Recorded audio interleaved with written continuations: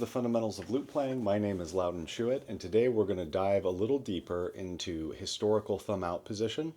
Now, if you haven't seen my basic right hand episode where I talk about all of the different potential right hand positions that were used in the 16th century, that would be a good video to go and watch. I also talk about sort of the historical evidence for using thumb out position.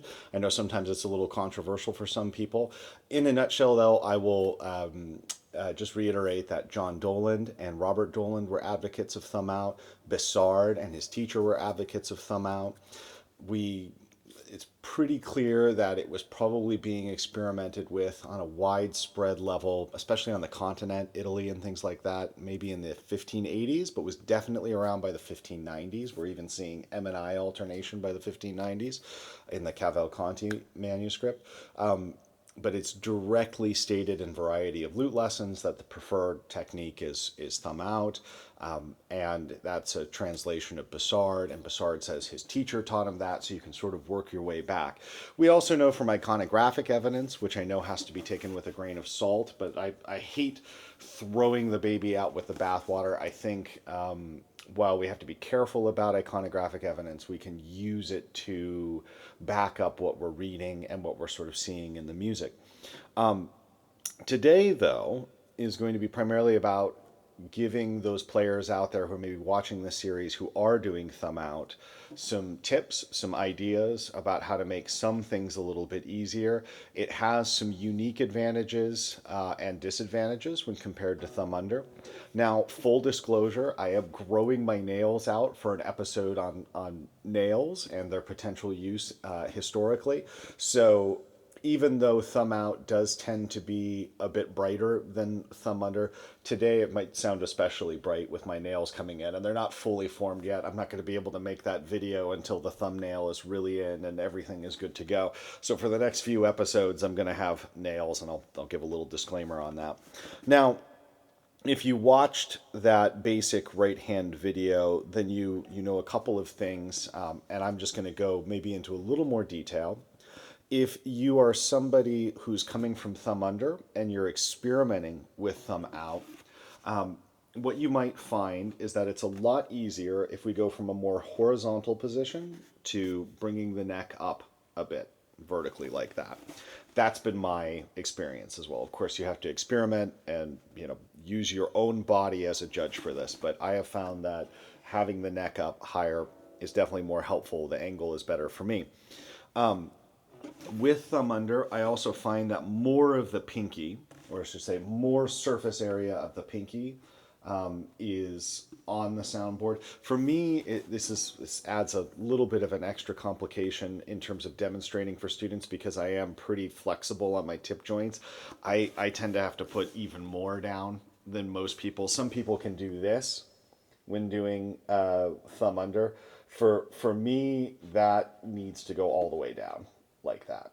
So if you're like me or you're using a lot of surface area with your pinky when you're playing thumb under and you're experimenting with thumb out, I have found that most people use a lot less. So it's like this. Or if you're loose jointed like me, ignore my wrist right there. I'm holding the lute up. I know my wrist looks all bent out of shape, but I'm just trying to show you the pinky.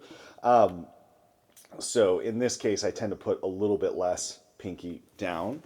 So that is something to be aware of, is that your pinky position will change. You'll notice as well that the pinky, for me, instead of being sort of directly under the soundboard, moves back a bit.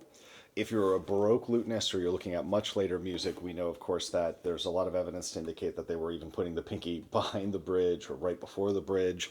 For Renaissance players, at least from the Variety of Lute Lessons and things like that, the idea is still somewhere in between the rose and the bridge.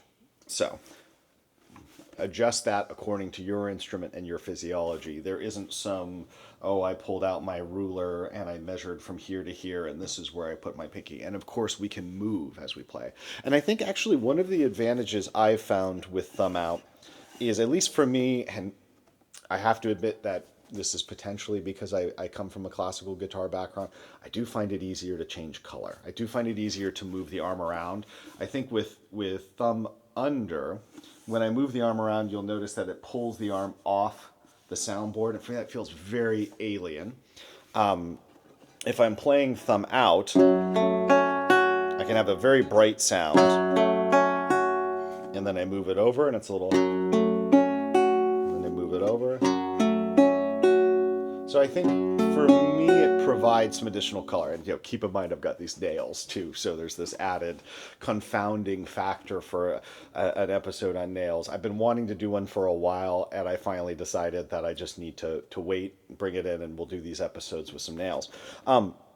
So when we're talking about historical thumb out technique, we're not going to talk about M and I alternation today, because I think that adds, other than the fact that you can use M in some really cool instances, but I don't want to talk about M and I alternation today because I don't want to add that other confusing factor. So we're going to stick with the primary thumb out that is described in Variety of Lute Lessons, which is still using P and I alternation.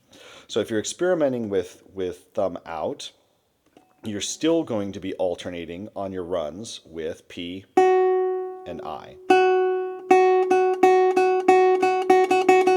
Now, one of the first things that I notice when I switch, and I've switched back and forth, I really love both thumb under and thumb out. And I always feel like if I spend some time with one, I want to switch to the other. So I've spent a bit of time with thumb under, maybe the last year or two, and suddenly I'm going, oh, I really miss thumb out. There are just certain qualities. I love the clarity that I get with chords. I think my chords are a lot clearer with thumb out. I also find, I think that my hand likes thumb out a little more in terms of especially long-winded runs. If I'm playing lots of 16th notes and I need some endurance, thumb out just seems to be my natural go-to. I love both positions though, and I should make that absolutely clear. I love the tone of thumb under, and I love the feeling when playing certain things. And with thumb out, it's similar, it's just different spots. So if you're switching to thumb out, the first thing to adjust to is that instead of the arm movement being like this, as it is with thumb under, you're going to find that it actually is going to move a little more down toward the knuckles. So what we're doing is we're going like this. So instead of this, we're going like this. And that can take a little bit of adjustment. But one thing that I found very inspiring was actually looking at a lot of the great electric guitar players from the 80s, 90s, and even today, but I'm thinking the shred players, and noticing the variety of different right hand techniques they used. And I used them for inspiration because I think in a lot of ways, because of the money that's involved in the 80s and 90s for that type of playing, there was a lot of incentive to play very well. So you get some really great players and really high-level technique. And what I suspect is in the Renaissance, lute players were very similar, particularly professionals, that they were really finding the best technique for their hand. But what I've noticed is that some of the electric guitar players have a very similar motion. And of course, we're not using a plectrum, but we're using that motion. So we've got this P-I motion. Now, two things that can be very, very helpful, I find extremely helpful with thumb out, perhaps even more helpful than with thumb under, is I do find that additional bracing with the ring finger is very, very helpful for me, so that I've got a little less bouncing and a little less movement. This is mostly important when playing fast runs. So if I'm taking a little run,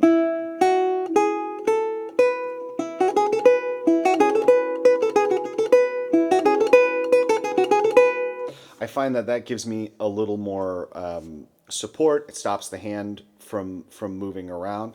And it's interesting in the Variety of Lute Lessons, it's very common for people to say, oh, we start doing thumb out because we need to find those bass strings. And I think that can be helpful. And we need to not only find them, I should say, but also thumb under. One of the hard things is that the angle of the thumb gets quite awkward as we go down to 9, 10 courses. Thumb out, you can keep that angle a lot better. But one of the surprising boons that's mentioned in Variety of Lute Lessons is they actually mention the fact that it's nice that the arm doesn't move as much. I thought about it, as modern lute players, we love this idea of the arm moving and doing this. But here we have in the Variety of Lute Lessons, John and Robert and Bassard basically saying one of the benefits of thumb out technique is less arm movement. Now, that doesn't mean I'm not moving my arm. It just means, I think, particularly for fast things, that movement is pretty subtle. And I think that's nice. So keep that in mind. So ring planting is very helpful. I have seen images of people planting all the way to their middle finger, paintings and stuff like that. And it is, and I have seen electric guitar players who do this with their plectrums. So I don't want to throw that out the window as well. You could potentially, when playing individual lines, also plant with your middle finger. So essentially we've got 3 fingers on the soundboard. And if you haven't watched my episode on ring finger planting, I highly recommend it, because we're not always leaving them planted. It's just for runs. And then we lift them to play chords and other things. And really, it's just for fast stuff. But you can also, and I will admit, I haven't totally gotten used to this, and I don't know if this is a technique that would be very good for me, but putting the M finger down really minimizes that movement. So that you have these very small sort of range of motion, which allows you to play quickly, right? I mean, that's a great boon. Something to practice first on a single string, and then you can practice changing strings. I mean, the goal with any right hand position, I think, in playing Renaissance technique, is to get comfortable, find a position, find a technique that allows you to play a tremolo, so that you're basically going...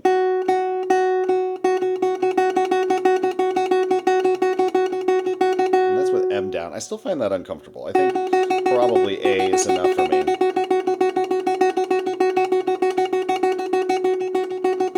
But the idea here is that you can just keep going. It's not wearing you out. You're not getting tight or anything like that. You're just bam, bam, bam, bam, bam, bam, bam. And you can add...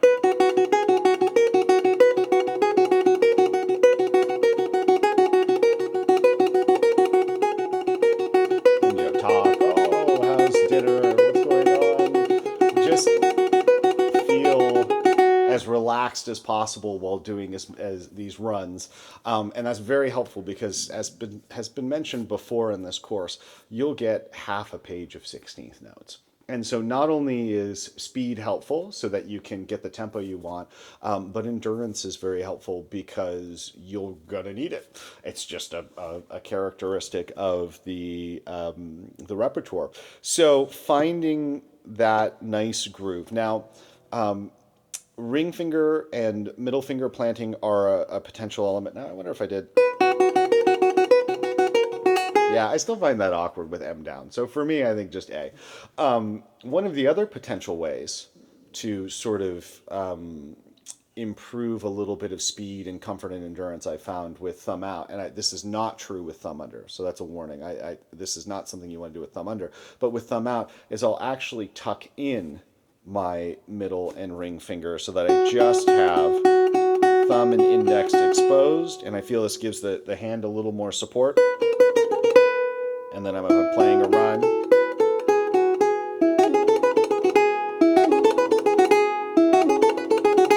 The advantage to this is that basically you can maintain the same technique as you go down, and we're going to talk about the basses here in a second. With planting, with additional planting, I should say, of the ring finger and M finger, as I go down into the basses, usually fifth chorus, I'm having to lift that ring finger anyways. We're going, and because it's just, I don't have enough space between here and there to comfortably leave it down. That may not be true for all of you if you have larger hands than me. If you have smaller hands than me, you may need to lift that A finger. I find that most of the runs are in those higher courses anyway, so it's usually not that big of a deal. And if you go down into the bass, you come right back up, and I just put my ring finger back down. So the advantage to having these fingers tucked in a little bit, one, there's no risk of brushing other strings. I find that it sort of, I don't want to use the word tighten. I want to say it firms up my right hand a little bit so that it's easier for me to do fast things.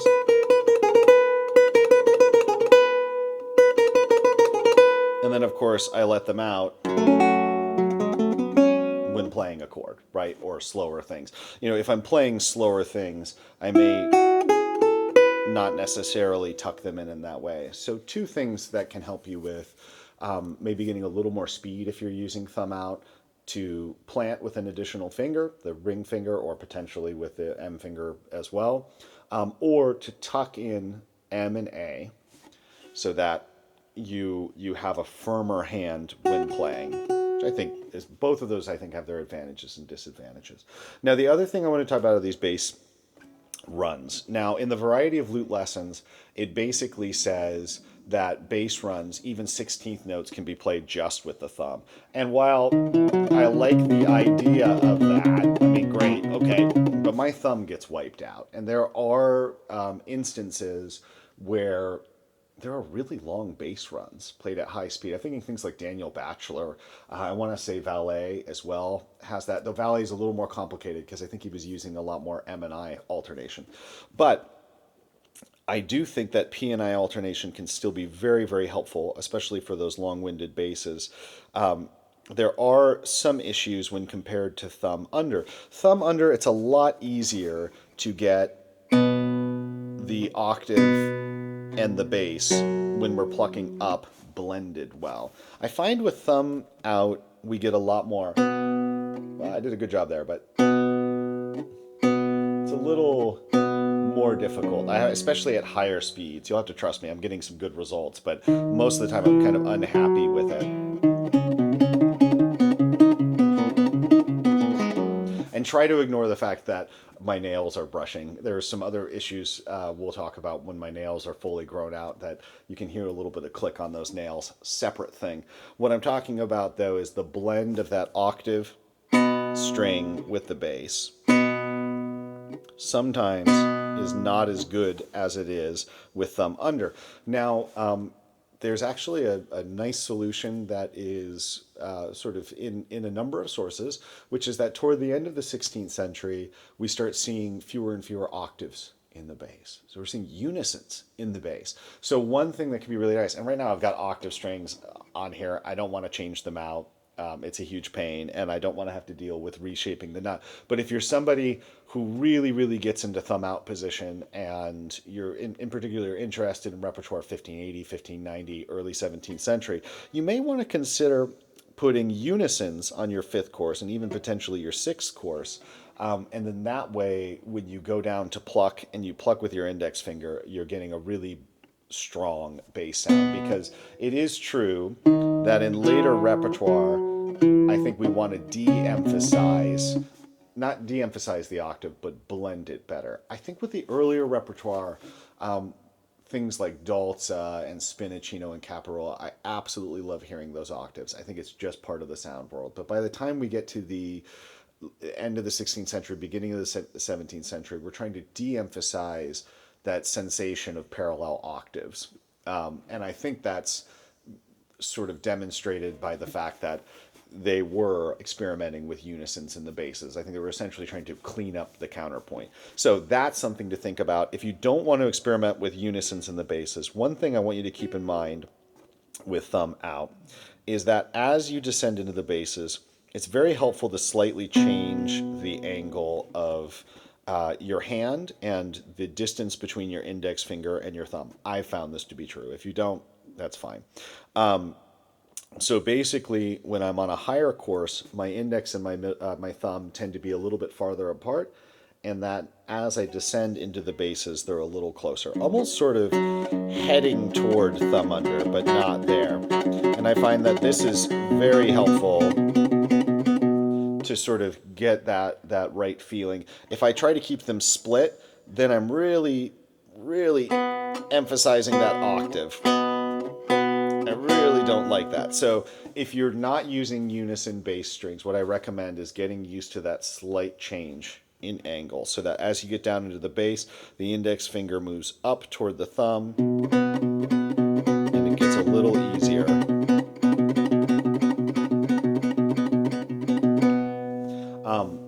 Again, I think if I were to spend a lot of time with thumb out, and I may coming up, and I were to play a lot of repertoire, and I had the money, I might just have an instrument that has unisons in the basses to sort of make all of that much easier. Other things with thumb out, I do think that it is a little easier in certain situations to replace the thumb in an advantageous way with the middle finger. For example, if I were to take something like chord, 2 notes, P-I, and then I did P, now my thumb is going down toward the floor, and if I'm going to play the next chord, so let's say the passage is something like, oh sorry, this. One problem is that when I hit that last high note, my thumb is going down, and the next thing I need to do is play this chord. Now, if you're a thumb under player and you prefer to use the thumb there is a solution, which is that you try to make the pluck bounce. So essentially you pluck and you bounce back, and that's a perfectly reasonable solution. But one of the other options is you play the chord, you go P, I, M. And we see this in sources. I mean, like John Sturt Lute book, I think there are a few examples in Folger, where the middle finger is used so that the thumb is free to go prepare. So I'll demonstrate that again. So you play a chord, you go P, I, M, and then now the next chord is ready to go.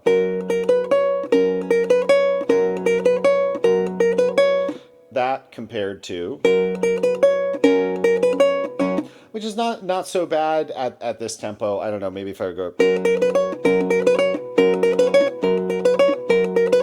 I just find it more comfortable. So I think you can get a similar result. It can sound, they both can sound good, but for me at least, using that middle finger on that last note allows me the comfort of finding that bass note with my thumb. It just feels easier. So that's another thing to keep in mind. Often there are different solutions to the same problem, but one might feel more comfortable, and then that's the one you go with. If any of you have any additional questions about thumb out, looking for some more historical evidence on it, like again, if you haven't watched my video on basic right hand positions, there's a little more, I think, some more historical information in there, but I'd be happy to provide some. If you have any additional questions, please put it in the comments below. I know some of you out there are doing thumb out position. And additionally, keep in mind that this may be a technique that also utilized M and I, and we might talk about that in a future episode that's focused on M and I alternation, but for now I'm sort of keeping them separate. If you're enjoying the channel, the best way you can support me is by subscribing. I also have a link to my Patreon in the description if you'd like to support in that way. But otherwise, happy looting and have fun experimenting with thumb out if that's something you want to do. Have a great week. Bye-bye.